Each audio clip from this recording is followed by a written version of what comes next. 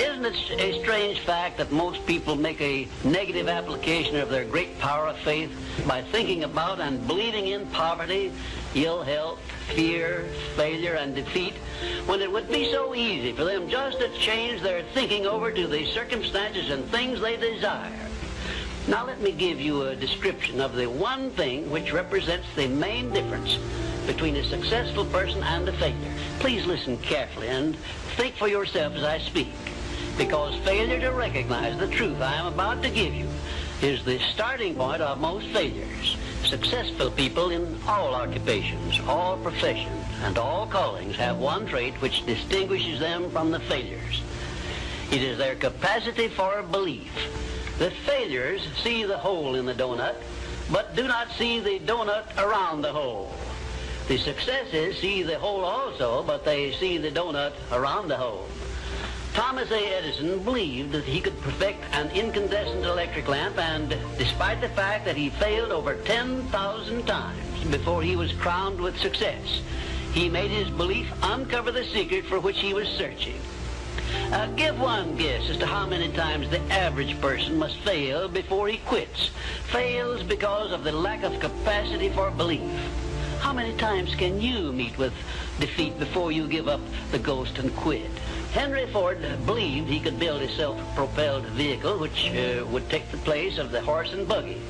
And despite the ridicule of relatives and neighbors and the lack of finances, he transmuted his belief into an industrial empire which changed the entire American way of life. As you know my story, I met someone when I was 25 years old. His name was Earl Schoaf. He dropped into my life at an extraordinary time. So key phrase, timing has a lot to do with it, and who knows part of the mystery of time, the timing. Part of the timing one I just had that experience that I've shared in other seminars when the Girl Scout knocked on my door, and I walked to the door and she gives me the big pitch on the Girl Scout cookies, best organization in the world for girls, got several flavors, time to buy the cookies, only $2. And with a big smile, she very politely asked me to buy. No problem, I wanted to buy. Big problem, I didn't have $2 in my pocket. And I didn't want to tell her that. So I did what I thought was next best. I lied to her. And I said, hey, look, I've already bought plenty of Girl Scout cookies. We've still got plenty in the house we haven't eaten yet. She said, oh, that's wonderful. Thank you very much. And she leaves. When she leaves, I say to myself, I don't want to live like this anymore.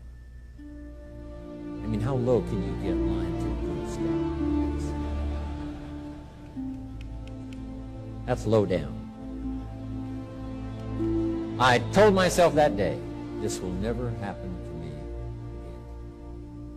One of those experiences. It's called like life-changing. And the quadrant was the four people that make up the world of business. E stands for employee, S stands for self-employed, B stands for business owner, and I stands for investor. So my poor dad always said to me, you know, son, go to school and get a job. So he was programming me to come here. But I kept saying, but I want to be rich. My mother says, yeah, don't listen to your dad. My mother was a nurse. She says, if you really want to be rich, you should become a doctor. They make a lot of money. So my mother was saying become, you know, specialist, self-employed, or small business owner, independent. You know, you hear people say, if you want to be successful, get a profession. You're like, something you can fall back on. You know, become a plumber, electrician, attorney, accountant, something you can fall back on. Because these guys are the smart guys. You know, these are the people that become doctors, lawyers, accountants, and they're really the brains of the class. My rich dad said to me, you know, Robert, you make a lousy employee. You can't follow orders. You don't like sitting still. And you're not very smart. I said, right. He says, you'd be very good over here. He says, but these guys aren't that smart. And that's the truth. That's why some of the richest people on earth are over here, because they're not smart. But they know how to surround themselves with smart people. And that's one of the biggest differences.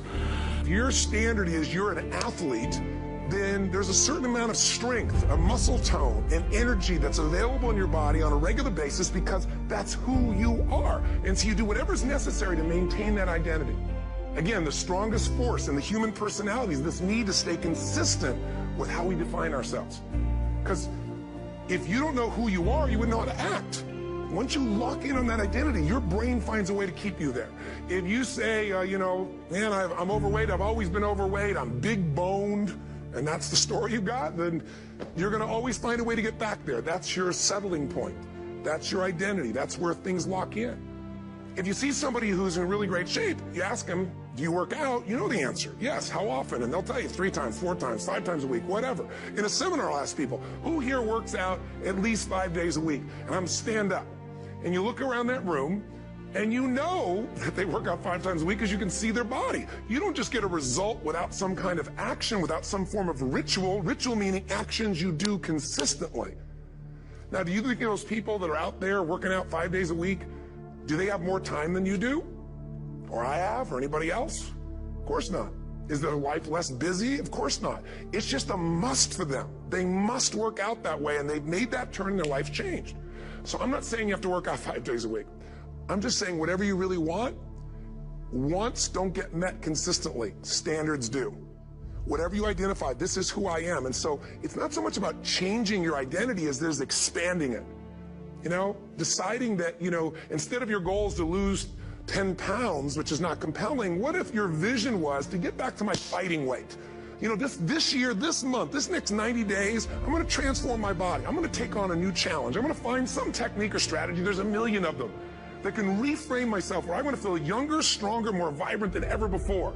Here's my reasons. Because I want the energy to really make my life work. Because it's tough out there, and I want to be stronger than I've ever been before. I want to go in front of the mirror, and if I'm naked, not, want to laugh. I want to look there and take a good look and go, yeah, I'm proud of whatever I see there. Whatever it takes, something's going to make you laugh, smile, something that's going to tease yourself, but something's going to move you to another level. If you identify yourself in a new way, and you own that every day, and that becomes the standard of how you live, you'll find the way to make that standard real. Money's the same way. Think about it. It doesn't matter what's happening, quote unquote, in the marketplace. People that make money find a way to make money no matter what, don't they? I mean, most people's standard is to pay their bills.